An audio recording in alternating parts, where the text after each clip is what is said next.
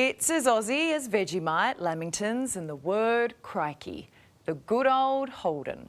First, they stopped making cars on our shores. Now another Holden institution is shutting up shop for good. But fans have a chance to get a little slice of history. From the original Aussie Ute to the GTS, Monaro, Statesman and Sandman. Whether it was a family car, a racetrack favourite or a prototype. If it came with a Holden badge, heart and a bit of character, you'd find it at the National Holden Motor Museum.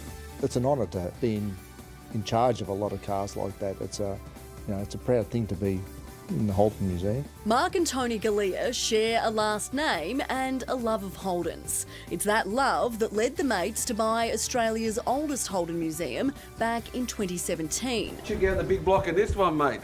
Both moved from Melbourne to Echuca on Victoria's border with New South Wales to take care of a 50-strong collection of cars and hundreds of pieces of Holden memorabilia. Very proud of the place. Had a lot of enjoyment from people that have come through here. You know, we've got some pretty amazing cars, and most of the cars that we have got stories of their own. So tell us, this is a pretty special car? Yeah, this 1975 HJ Kingswood. Everyone that had a Holden, most people did have a Kingswood. It's very Australian. This particular Aussie icon made more iconic by its actor-owner. This owned by Shane Jacobson. So this was in the movie Charlie and Boots with Paul Hogan and Shane Jacobson. Shane's pride and joy carried him with Hogs across the country in the 2009 road trip film. In fact...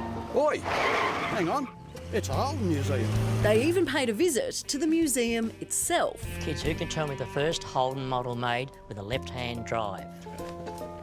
The FB. Thank you, sir, but I was asking the kids. We love having this car here. It's been here for a long time, but Shane Jacobson, he's always supported us. It's not just about the cars, it's about travels. There's a lot of passion out there, and from young kids right up to the oldies, and everybody has a story to tell you. Even they might come in and say, oh, I'm a Ford person, but they've got a story to tell you. In 1948, the first Holden was dubbed the car made in Australia for Australia. And for almost 70 years, close to 7.7 million Holdens were made here. You get more for your money in Holden, Australia's own car. The time is now, and the car is Holden. New 1966 Turbo Smooth Holden. We love football, meat pies, kangaroos and Holden cars. Until the last Commodore rolled off the line in 2017. For Mark and Tony, the time has also come to retire. They couldn't find a buyer for the museum, so have had to close the doors, with dozens of cars, part of private collections, hitting the road. Steve DeManuel has owned his Holden for more than 35 years. Oh, it's a HRX2. They're one of the first performance Holdens that's been mass-produced. It was pretty much my first car, and I painlessly restored it to showroom condition and done such a good job on it, I just couldn't drive it. Too fussy. For years, Steve's car has been admired inside the Holden Museum. But with the doors closed, he and son Henry are carefully moving her on. Now all of Steve's hard work will be on show at the Museum of Vehicle Evolution, along with Shane Jacobson's Kingswood, down the road in Shepparton. And that's the main reason, to have it at museums so other people can enjoy it instead of being locked up in a garage at home. Some of the other owners have decided to sell their wheels. The cars joining dozens of Holdens from around the country, ready to go under the hammer on the 18th and 19th of May, with hundreds of pieces of merchandise and memorabilia. Auctioneer Ashley Burns is in charge of selling the lot. So you think this will be one of the big sellers on the day of the auction? Absolutely. I mean, it's one of Holden's best cars right there. I mean, it's the Holy Grail. It's the HQ Monaro 350. I think you'd need $350,000. So this is one of the rarest cars here, Ashley? It is. It's one of 3 built by GMH for their executives of the era.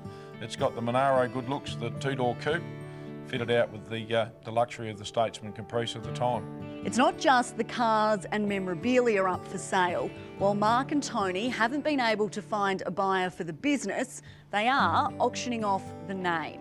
So we could see a new era of the National Holden Motor Museum start again somewhere else.